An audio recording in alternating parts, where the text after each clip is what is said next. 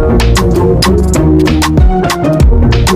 tout le monde, j'espère que vous allez bien. Pour ma part, ça va. Je me prénomme Diana et aujourd'hui, on se retrouve sur ma YouTube channel pour parler du mariage qui a fait le plus trembler les réseaux africains, aka le mariage du pasteur Marcelo Tunasi.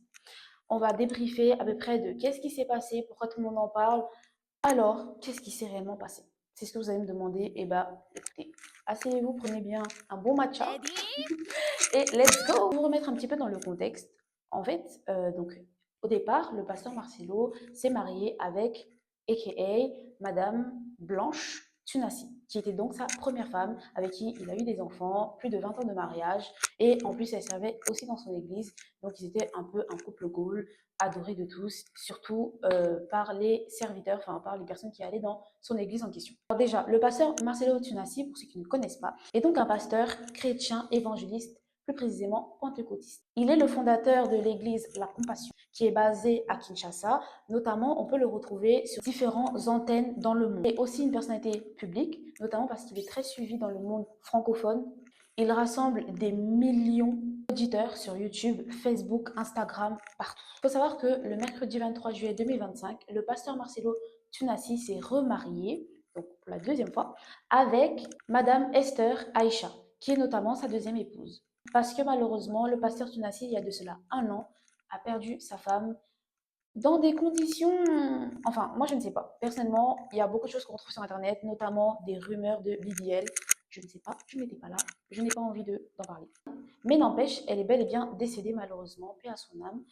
Et bah, il y a de cela maintenant quelques jours, son ex-mari s'est remarié avec une autre femme.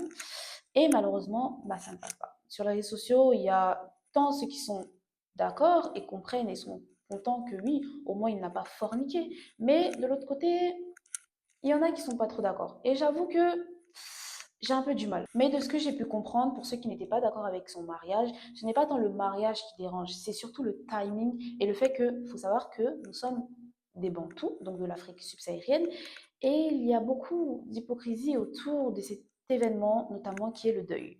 Donc, pour mieux vous expliquer, en Afrique subsaharienne, on attend qu'un veuf ou qu'une veuve puisse porter le deuil le plus longtemps possible, en mémoire de la personne décédée, notamment s'ils ont des enfants, afin que justement les enfants puissent faire le deuil aussi. Et surtout, n'oubliez pas que en général en Afrique, c'est assez patriarcal.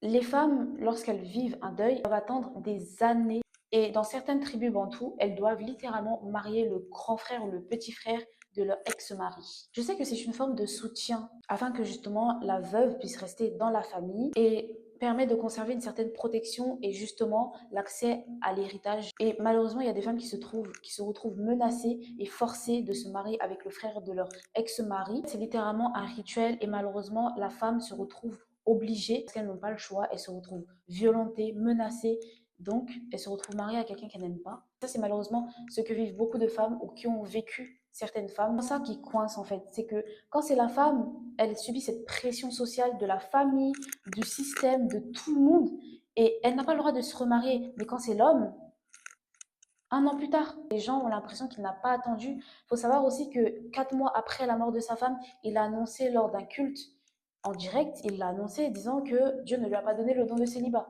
C'est vrai, mais en même temps, 4 mois plus tard, après le décès de ta femme, tu annonces publiquement que tu vas te remarier. Et il fallait voir, là, il y avait du monde qui criait ouais, ouais, ouais, ouais, ouais. Alors que, avant la mort de Maman Blanche, les mêmes fidèles étaient avec elle et lui disaient qu'ils l'aimaient et tout. Enfin, c'est vraiment beaucoup rempli d'hypocrisie.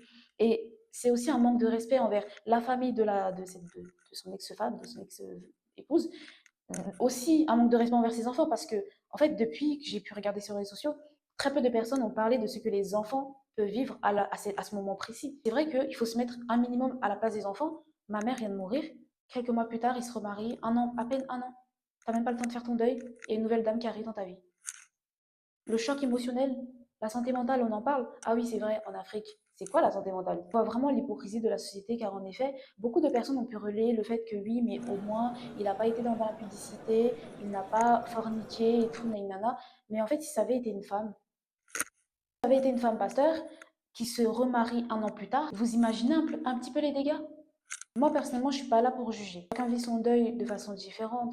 Nous sommes tous différents, nous sommes des êtres humains, Dieu nous a créés de façon différente. Peut-être qu'il a juste voulu se reconstruire rapidement, mais est-ce qu'il est sûr de l'aimer réellement? Parce qu'après tout, tu as passé 20 ans avec cette personne. Le plus dur aussi, ça va être pour cette femme-là, Maman Aïcha, parce qu'elle va devoir prouver aux fidèles, prouver à la famille, prouver aux enfants, surtout les enfants. Et aussi, bah, le pasteur, bah, il vient à peine de vivre un deuil, il se marie, et elle, bah, Aïcha, enfin Maman Aïcha, elle va arriver comme ça dans sa vie, elle va devoir prendre ses marques, ça va être très sensible pour elle, hein.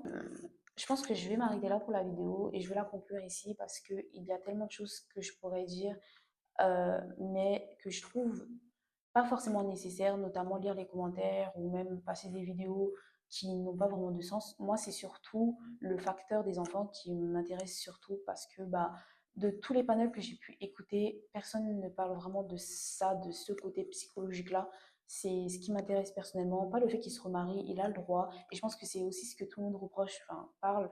C'est pas le fait qu'il se marie, tant que c'est par amour, c'est bien. Alors vous, dites-moi, qu'est-ce que vous en avez pensé? N'hésitez pas à liker, commenter, partager et à me suivre sur mes différents réseaux sociaux. Bye bye!